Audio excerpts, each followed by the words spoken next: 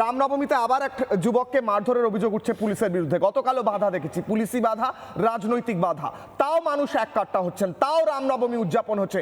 এর পলিটিক্যাল গুরুত্ব, রাজনৈতিক গুরুত্ব পাচ্ছ কোথাও দেখতে?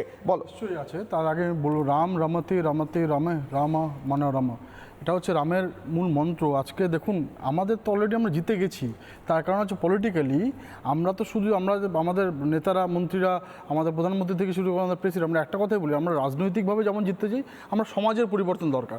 আজকে আমরা ভূতের মুখে রাম নাম করিয়ে দিয়েছি অলরেডি। তুমি জানো গতকাল থেকে আমাদের রামনবমীর মিছিল শুরু হয়েছে, আমাদের মানে প্রত্যেক হিন্দু সনাতনীদের। আমরা যে রাস্তা দিয়ে হাঁটছি সেখান দিয়ে হাজার হাজার সনাতনরা এসে কেউ ফুল ছড়াচ্ছে, কেউ রাষ্ট্রবাদী মুসলমানরা এসে কেউ মিষ্টি ছড়াচ্ছে, কেউ তোমার শরবত বাড়িয়ে দিচ্ছে। বালিগঞ্জ থেকে শুরু করে কসবা থেকে ইন্টালি, এই তিনটে অ্যাসেম্বলিতে, সাউথ কলকাতার বুকে, নর্থ কলকাতার এন্টালির বুকে আমি নিজে হেঁটেছি। আমি যে কালকে স্বতঃস্ফূর্ত দেখতে পেয়েছি সেটাই সমাজের পরিবর্তন। সুতরাং এই রামকে বহিরাগত, রামকে নানারকমভাবে আজকে বিশেষিত করা, সেটার থেকে আজকে এই রাজনীতি থেকে বেরিয়ে আসছে বাংলার জনগণ। এবং বাংলার জনগণ আজকে ভাবছে, যখন শ্রী রামচন্দ্রের প্রায় 550 বছরের তোমার রক্ত স্নাত একটা আন্দোলন হওয়ার পর, যে একদম রক্ত কোনো রকম বওয়া ছাড়া একটা সুপ্রিম কোর্টের আদেশে আমরা রামমন তৈরি করতে পেরেছিলাম, তখন এই পশ্চিমবঙ্গে আজকে তারা বিপরীত দিকে গিয়ে আজকে মমতা ব্যানার্জি তার এগেনস্টে মিছিল বার করেছিলেন। তো তার এগেনস্টে সমাজের পরিবর্তন হচ্ছে এবং সমাজের প্রত্যেক সনাতনী হিন্দু, রাষ্ট্রবাদী মুসলমানরা সবাই এসে দাঁড়িয়েছে। তার কারণ হচ্ছে রাম তো ভারতের মননে আছে, হিন্দুদের মননে আছে। যারাই সিন্ধু নদের পরে থাকে তারাই হিন্দু। আমাদের শুধু পুজো পদ্ধতি আলাদা, এছাড়া আমরা প্রত্যেকে ভারতীয় এবং ভারত মানেই রাম, রাম মানেই ভারত। ইন্দ্রজিৎ ঘোষ, আপনাকে রামনবমীর দিনে এই ডিবেট আমরা করছি, আমি আশা করব সেই ডিবেটে আপনি এইটুকু অ্যাকসেপ্ট করবেন যে বাংলার সঙ্গে সত্যি তো শ্রীরামচন্দ্র ওতপ্রোতভাবে জড়িত।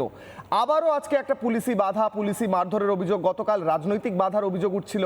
কোথাও কি মনে হচ্ছে যে হিন্দুদের ভোট এক কাট্টা হলে তৃণমূল বিপদে পড়তে পারে? মমতা বন্দ্যোপাধ্যায় কি ভয় পাচ্ছেন হিন্দু ভোট এক কাট্টা হওয়াতে? আপনার উত্তর 30 সেকেন্ড।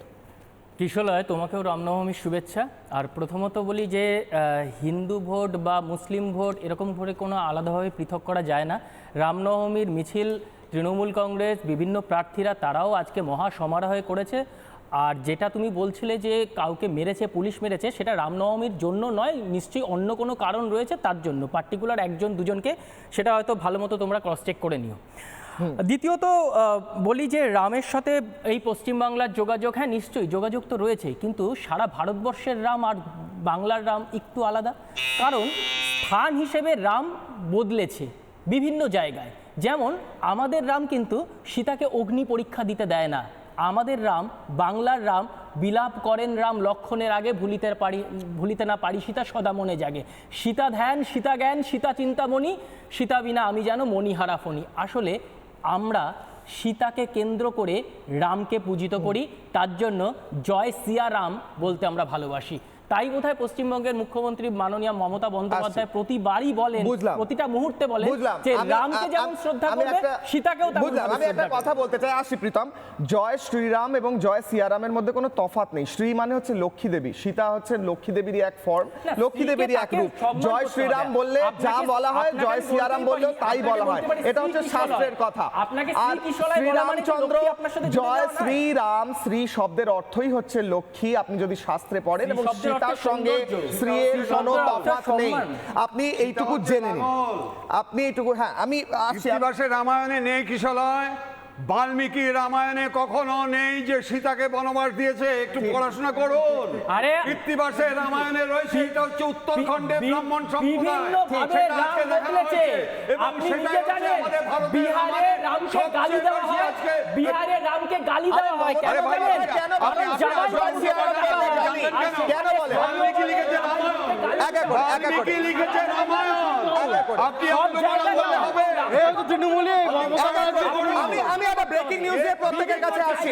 ব্রেকিং নিউজ উঠে আসছে।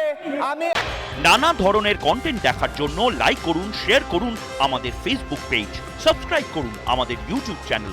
পাশাপাশি অন্যান্য ব্রেকিং নিউজের জন্য অবশ্যই চোখ রাখুন রিপাবলিক বাংলায়।